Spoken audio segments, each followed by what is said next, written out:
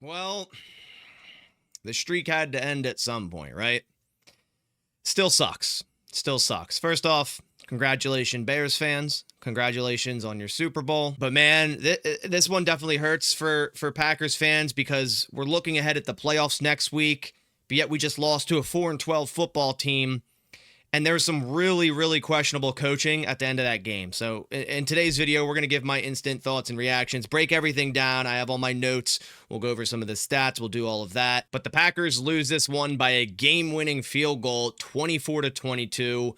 Almost could have been a replication of Week 11 if that field goal was missed or blocked, where the Packers win by 1 point. But that's not the case here in Week 18. The streak is over. The Packers have finally lost to the Bears for the first time since 2018. Guys, it's a new year. 2024 is now in the rear view mirror, and I'm sure a lot of you, like me, are leaving things in 2024. But one thing I'm surely bringing into 2025 is the Mando whole body deodorant. Recently, I've been using this whole body deodorant spray, the bourbon leather from Mando, and I've been loving it. Mando is a whole body deodorant, so it's safe to use anywhere on your body. It's also clinically proven to block odor all day and control odor for up to 72 hours. And it's also great to have two different options, the solid stick deodorant and the spray deodorant. Also, what's great is they're both baking soda free and paraben free. And they have multiple scents, such as for the spray, I have bourbon leather, and for the solid stick, I have Mount Fuji, among others such as Clover Woods and Pro Sport. And if you guys want to try America's #1 whole body deodorant formula right now, they're sold in stores such as Walmart and Target, but you can find the best deals at shopmando.com. And if you want to try it out, the Mando starter pack is perfect for new customers. It comes with a solid stick deodorant, a cream tube deodorant, and 2 free products of your choice, such as a mini body wash or deodorant wipes. And of course, I want to hook you guys up, so you can use code PACK, that's P-A-C-K, at shopmando.com to get $5 off your first starter pack. That equates to over 40% off your first starter pack. Again, that's with code PACK, P-A-C-K, at shopmando.com. All right, so now back into the video.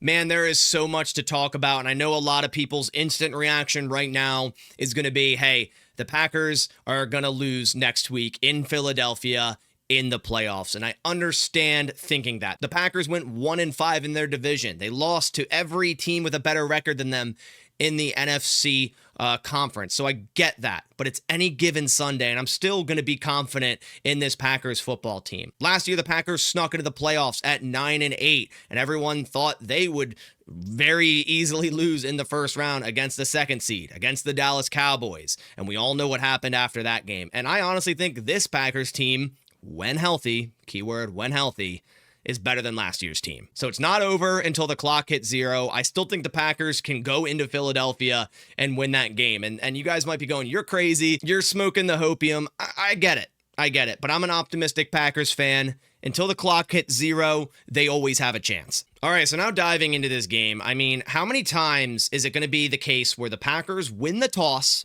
and take the football and then get no points?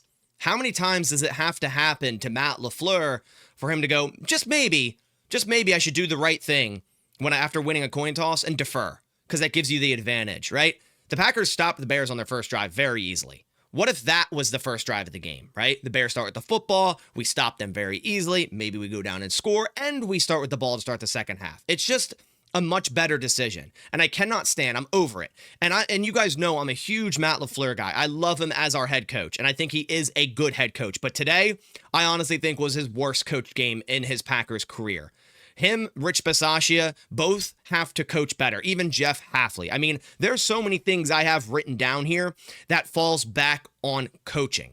And one of them to start the game is winning the coin toss and electing to receive. Like, how many times are you going to keep reaching into the hole after the snake keeps biting you in the hand? You can't keep doing it. The definition of insanity. Another thing that falls on coaching, which was just infuriating to watch, was to see Christian Watson in a quote-unquote meaningless, and I say quote-unquote meaningless, meaning the Packers are going to go to the playoffs regardless, Week 18 game. It came down to seeding. Hey, if the Commanders lose to the Cowboys, which they didn't, so regardless if the Packers won or lost, they're playing Philly in Philly next week. The Packers are in the playoffs. It didn't matter win or loss, they're in the playoffs. It's just a matter of 6th seed or 7th seed, right?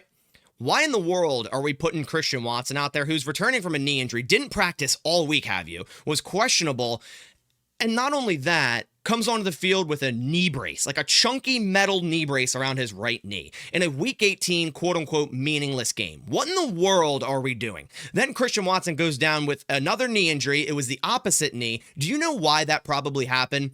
Because he has a brace on his right knee and he doesn't have full strength on his right knee. When you don't have full strength on one leg, guess what you're going to do with the other one? You're going to compensate, and that's what happened there. And now Christian Watson's season likely over. If it's a torn ACL, we won't even see him to begin 2025. It's malpractice to push Christian Watson out there in week 18 in a quote-unquote meaningless game. You took Josh Jacobs out of the first quarter, after the first quarter. So why in the world did Christian Watson even go into this game to begin with? Then on top of that, it couldn't get any worse after the Packers go down 14-3. Jordan Love gets hurt. It seemed like he banged his funny bone on the top of Zach Tom's helmet and kind of had an issue with his throwing hand gripping the football. We'll see how that progresses as the week goes by. I don't think it will hold him out of the Eagles game, in my opinion. But Malik Willis had to come in. The Packers had a little bit of a spark right off the rip with Malik Willis in, but at the end, it wasn't enough. The Packers offense became very one-dimensional. They were running the football a lot, which it did work, but the offense was still stagnant from time to time. I was very impressed with the defense in this game. You might be going, well, you just let the Bears score 24 points, but the offense put them in a horrible position. Not only was a touchdown of that 24 on special teams, and that moves me on to my next point, another coaching thing. I mean, why is Rich Bisaccia the highest paid special teams coordinator in the NFL? We're paying him $3 million annually. And I feel like we see the same mistakes over and over and over again on this special teams, right? A high snap to Daniel Whelan, who somehow catches it after bouncing off the ground and gets a punt away. Matt Orzech has been one of the worst long snappers in the NFL for 2 years straight now. And for some reason, this guy still has a job. The only two consistent players on this special teams unit is Brandon McManus and Daniel Whelan. Again, got to give a massive shout out to McManus. This guy has been the epitome of consistent at kicker for the Packers. Hitting that 55-yarder in the cold in Green Bay in January is such a clutch kick, and I wish it ended in a win because of that kick. But man, what led up to that kick? More coaching issues. I'm going to go on a rant here for a second. Not that I already haven't been. But the Packers get in third down situation. They run the football. Now it's 4th and 2. The game clock's going down. It's just cracking under a minute. The Packers take a timeout with I think there's 20 something seconds left on the play clock at 58 seconds. I really don't understand what that was for. Why did you take a timeout without letting the clock run down? And you might be saying, oh, well, if they let the clock run down, the Bears would have taken the timeout. Yeah, that's what should have happened. And then the Bears would have had no timeouts on their next drive and maybe wouldn't have gotten into field goal range. The fact that the Packers not only took the timeout, but didn't allow the clock to run all the way down to the play clock to run all the way down under 5 seconds, then take the timeout. So now there's 30 seconds left on the clock, a lot less time for the Bears to go then get into field goal range. I have no idea what was going on there. I still can't explain it. I don't know why clock management has been such a problem for coaches all year. I mean, it's not just Matt LaFleur. It was the Bears coach and Eberflus. We saw it with Raheem Morris on the Falcons a couple weeks ago. I don't know what's going on, but honestly, it was a joke when we were like, oh, a 12-year-old playing Madden could manage the clock better. They could. They honestly could. I think any 12-year-old playing Madden would have been able to manage that clock better at the end of that game than Matt LaFleur did. Why are you taking a timeout? It's 4th down. Are you thinking, okay, I'm taking the timeout. I'm going to decide we're going to go for it because this is too long of a field goal. I would have been more comfortable with that if they went for it. And because they took a timeout, okay, we're going to have to go for it. We want a better game or a play call. We need to get closer for this game-winning field goal, which honestly might have been the better call because then they could have brought the clock all the way down and kicked a game winner. Wasn't the case. I don't know what the clock management was there. Absolutely insane, and that's why I'm calling it Matt LaFleur's worst coached game as a Packer. I mean, the fact that the Packers lost this game is crazy. The Packers had 367 yards to the Bears 224. The Packers had 6 yards per play to the Bears 3.9. The Packers had more passing yards with a backup quarterback, 184 to the Bears 141. They absolutely destroyed in the running game, or running the football with ease, 183 yards to 83. They had less penalties. They had the same amount of turnovers. So, 2 fumbles lost is crazy for the Packers. I don't know why they keep fumbling the football. We saw Reed yet again with a mistake, fumbling the football. The hit on Willis that resulted in a fumble is just a great drawn-up blitz by the Bears and Byard, and Willis just didn't see it coming, and a hit and a fumble. The Packers also won the time of possession, but what was the difference was it came down to coaching, in my opinion. I mean, the Bears were up 14-3 with like 10 yards of offense due to a punt return touchdown, which I haven't seen a fake out like that, I think, since the Rams did it like a decade ago. Correct me if I'm wrong, but teams don't run it a lot, where they fake out where the punt's going, it's returned to the opposite side, no one's there to cover it, easy touchdown. Again, $3 million for Rich Bisaccia per year. Got to be coached better on that. Then we fumble with Jayden Reed. They start at the 20-yard line. They get a touchdown. They literally were up 14-3 with like 10 yards on offense. That's like inexcusable and embarrassing. Jordan Love finished the day 7 of 12, 69 yards, a 74.7 quarterback rating. And had this been a playoff game, I fully believe Jordan Love would have came back into the game. But at the end of the day, it wasn't a playoff game. And the Packers have to remain healthy for their playoff game next week. So I understand not putting him back in. I wouldn't have put him back in, but it still hurts to see coaching lose this game rather than say, oh, Malik Willis lost this game, because Malik Willis played pretty well. I'd say pretty well. 10 of 13, 136. Was a little flustered back there, got sacked 3 times. One of the times should have threw the ball away. A couple other times just, should have hit his first read and didn't. One of them ended in a fumble. So was a little flustered back there, but he wasn't preparing to play in this game. But I thought he did pretty well coming in as backup.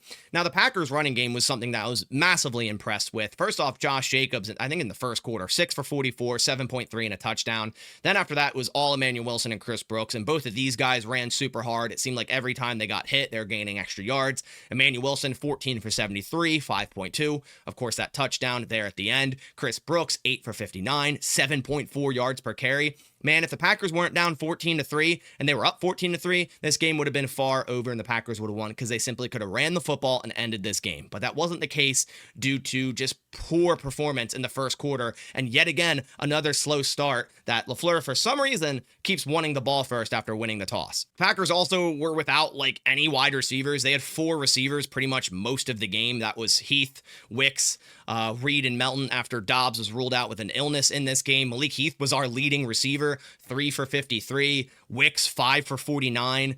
When you have Wicks and Heath above Jayden Reed, again, that's a problem. Another, lackluster game for Jayden Reed. He did have 2 really nice catches from Malik Willis, I will say that. But before that, I mean, nothing going, a fumble, and then we, for some reason, run an end around on 4th and 2 to Jayden Reed. That's another just coaching mistake. Like, I think every fan saw that coming.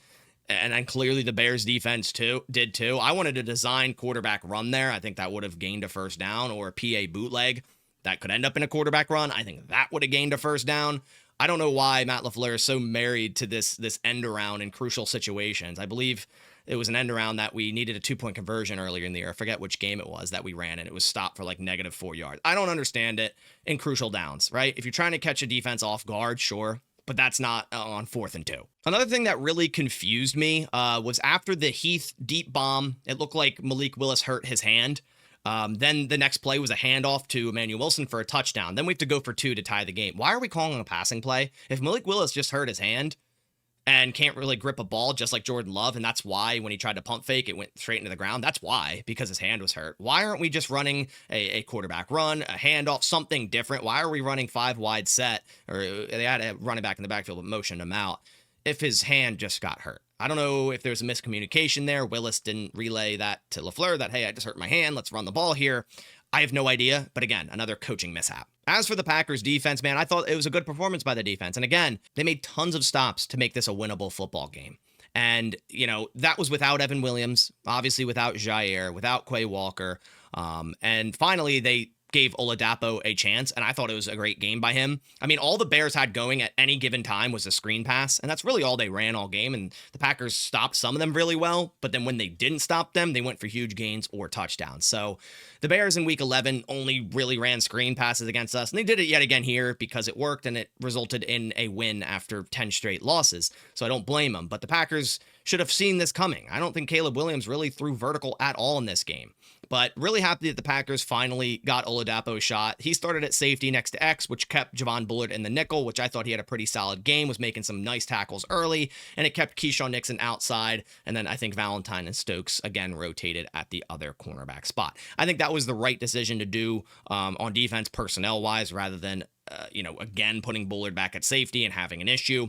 Keep him in the nickel where he belongs. And if that means Oladapo's out there, which again, I thought he had a good game, I love to see it. Other defensive notes I have, there's not many because I thought they played pretty well, but we got a nice interception. Xavier McKinney, I think, is 8th on the year. I have no idea what the Bears are doing, running a reverse end around to Keenan Allen, throwing the football into like triple coverage on the sideline. I mean, that's just a typical Bears play, but I don't know why they did that, but X ended up with an interception there. I think it was another great game yet again by Edgerrin Cooper. I mean, this guy continues to fly around, continues to make plays in the backfield. He had a tackle for loss. He had a quarterback hit. He had 7 total tackles and 4 solo tackles. He continues to be probably our best defender right now, and that's crazy because this guy's a 2nd-round rookie of this year. And this guy, I keep saying it week in, week out, he's a future star. He already kind of is a star. But at the same time, we need Quay Walker back. We need Evan Williams back. I mean, once the Packers get those guys back, I think this defense will be a lot better. And again, it was a good game by the defense, in my opinion. They only gave up 17 points to the Bears,